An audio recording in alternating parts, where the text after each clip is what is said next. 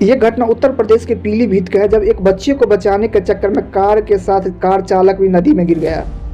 तब एक नाव चालक भगवान के रूप में देवदूत बन के आए और उस कार चालक को बचा लिया।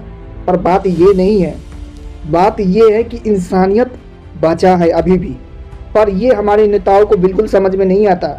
आम आदमी की कीमत हमारे देश में क्या है, ये तब पता चला जब हमारे ही देश के नेता गुजरात में सभा संबोधित कर रहे थे, जेपी नड्डा साहब। तब एक सुरक्षाकर्मी उनकी सुरक्षा में लगा हुआ था और कुछ कारण बस वो बीमार चल रहे थे, जिसके कारण वो नीचे गिर गए। पर जेपी नड्डा साहब ने ये तक नहीं सोचा कि वो उनके सामने में गिरे तो उसका हाल समाचार पूछ लिया जाए, उनको अस्पताल भेज दिया जाए कि ऐसा क्या हुआ है।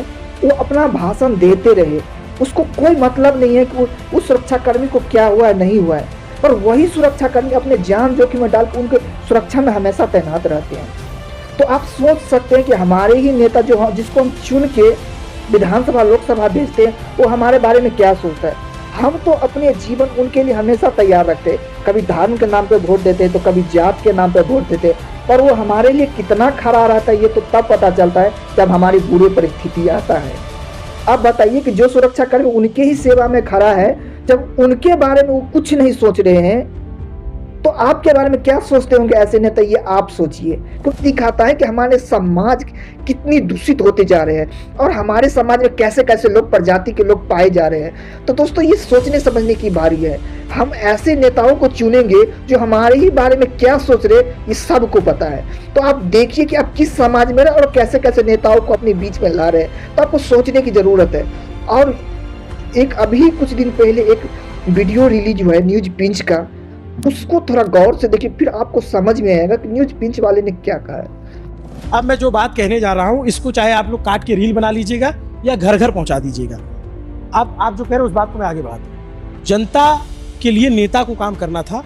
अभी इस देश में जनता नेता के लिए काम, जनता चिंतित है फलाना जो है मुख्यमंत्री बनेगा कि नहीं बनेगा, फलाने का लड़का मुख्यमंत्री बनेगा कि नहीं, फलाने तीसरी बार मुख्यमंत्री बनेगा कि नहीं, फलाने की माँ को गाली दी गई, फलाने को अपशब्द कहा गया। जनता इसके लिए लड़ रही है। जनता ये देख रही है कि कौन पार्टी सरकार में आएगी। जनता इसके लिए नहीं लड़ रही है कि उसकी सड़क कब आएगी गांव में। जनता इसके लिए नहीं लड़ रही है कि उसकी नाली कौन बनाएगा। ये जो चुनाव होते हैं ये किसी धरती के भूभाग या क्षेत्रफल कब्जा करने की लड़ाई नहीं होती है। ये जो इतना हिस्सा दिख रहा है ना, ये खोपड़ी, इस पे कब्जे की लड़ाई होती है। जो जितनी खोपड़ियों पे कब्जा कर लेता है वो सरकार बनाता है।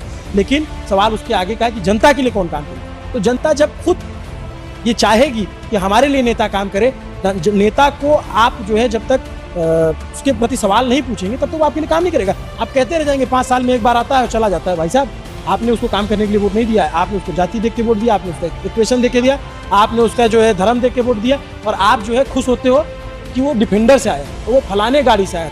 ये जनता की आंखों में चुभना चाहिए कि वो नेता 4 करोड़ 5 करोड़ की गाड़ी से चल कैसे रहा, कौन सा पैसा ऐसा कमा लिया कि ये 100 गाड़ियों का काफिला चल रहा है। जनता के पास अभी कोई ईमानदार नेता आ जाए, कोई ईमानदार नेता आ जाए, सामान्य सी गाड़ी से आ जाए, तो उसको कोई उतना वैल्यू नहीं देंगे। 100 गाड़ी का काफिला लेके आएगा तो कहेंगे देखिए वाह नेताजी आए।